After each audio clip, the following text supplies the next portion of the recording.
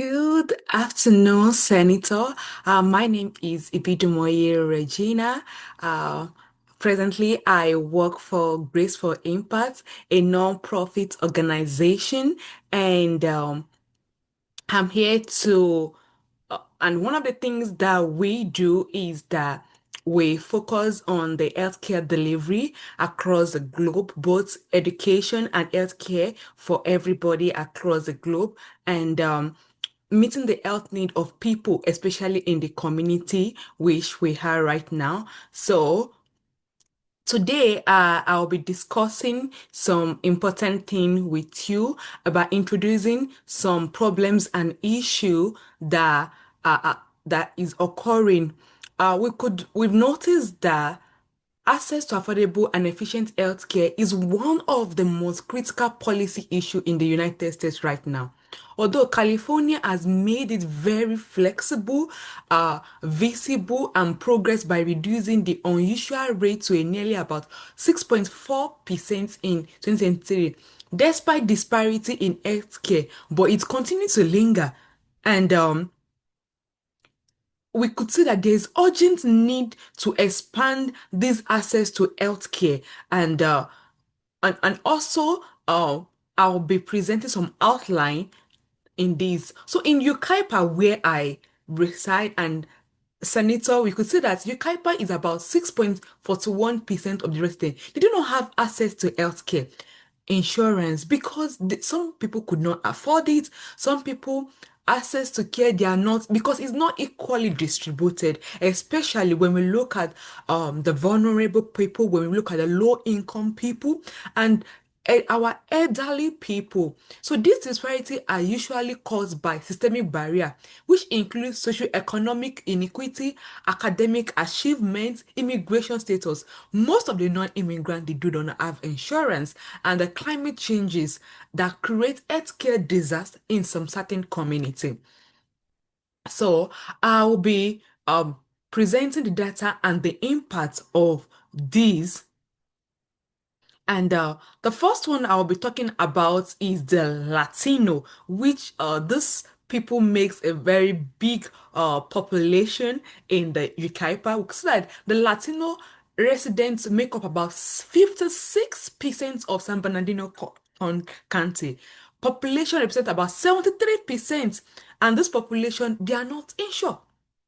Most of them they don't have insurance, and another one is people earning below $25,000 annually fees. They face unequal rate because these people they feel like, oh, um apart from food, apart from other things, one thing that I need to put into consideration is their food and their shelter. So they don't care about insurance, they don't care about their health, and their rate is about 11.4%. And those who do not have high school, they don't go to school, low education, and they just have diploma, they are insured, and they make up about 16.1%. So we could say approximately about 16.6% represents are below the age of 65. Report delaying foregoing the needing care of medical care due to lack of access. And we could see that this is a very good, and this 65 report, the age of 65, these are the people that really need this healthcare system, the elderly people, these people, most of them are not working anymore, and the money they have in their retire age, it's not really enough for them. So people, they don't have this plan, and when they are no longer working, they feel, oh, I don't need healthcare, and this are the ones that we feel we should be more concerned about. And in 2022, the rate of those that uninsured among the Latino was 9.1, which was 3 times more among the white California. We could see that this is very alarming. Now I'll be talking about our proposed solution as uh, as a non-governmental organization, Great for Impact. We believe that comprehensive and effective solution lies in support and expand the Senate bid. And we believe that this approach is very feasible, especially when it comes to emergency departments, especially the rural community, the less privileged community. And this can reduce overcrowding in emergency ward. We could say that most of the time when we get to the emergency ward, it's so crowded. And even though the hospital, the nurses, the doctor, they try to triage patients according to level of their severity. They have the code, we have the black, we have the blue, we have the green, we have the yellow one. But with these, why making sure that the immediate care is readily available to people who are in close proximity of healthcare facility? Another, this is ways we could actually like do this. And ways now is to introduce more mobile health clinic. We could say that mobile health clinics are proving to be effective in reaching people living in remote area in the rural community, the most vulnerable population that they do not even have access to cars. They don't have access to buses, they don't have access to train. But with this mobile clinic, they could actually walk from their house to this clinic and get access to healthcare. Given that the California is expanding, it's a very great state. Medicare eligibility in 2024 to cover undocumented and low-income adults, and a vast number of residents so they qualify for this coverage, which is actually a very great and important idea.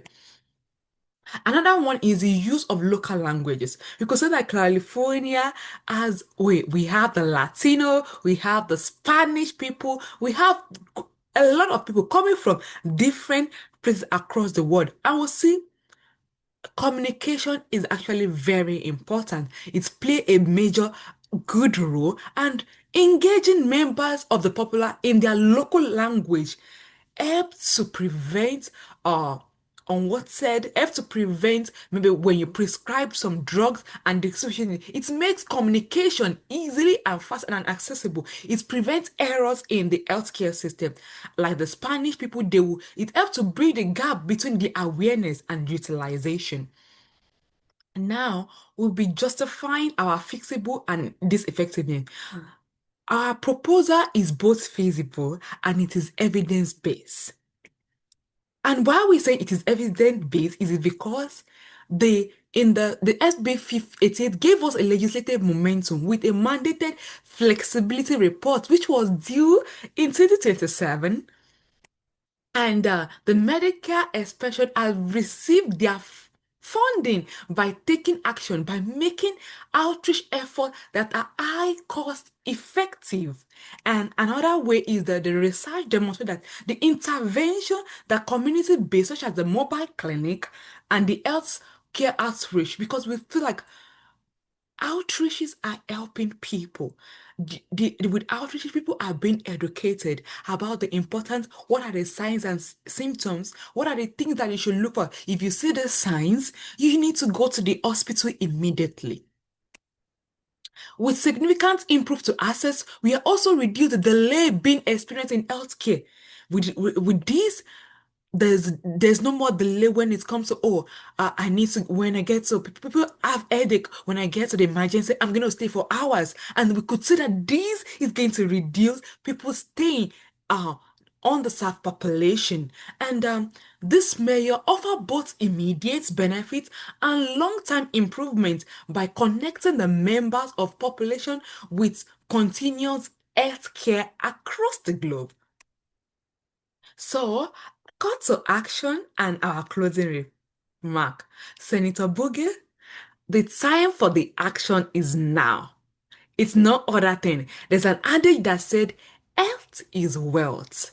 By supporting our proposed policy, the 588B Act, you could make a tangible difference in the life of 465 target population, your constituents, the children, the families, and all Americans.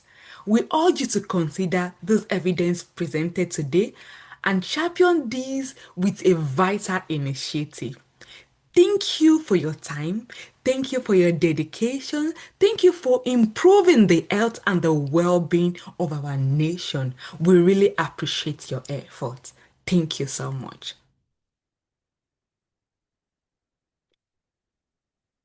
And thank you for listening. These are my references. Thank you.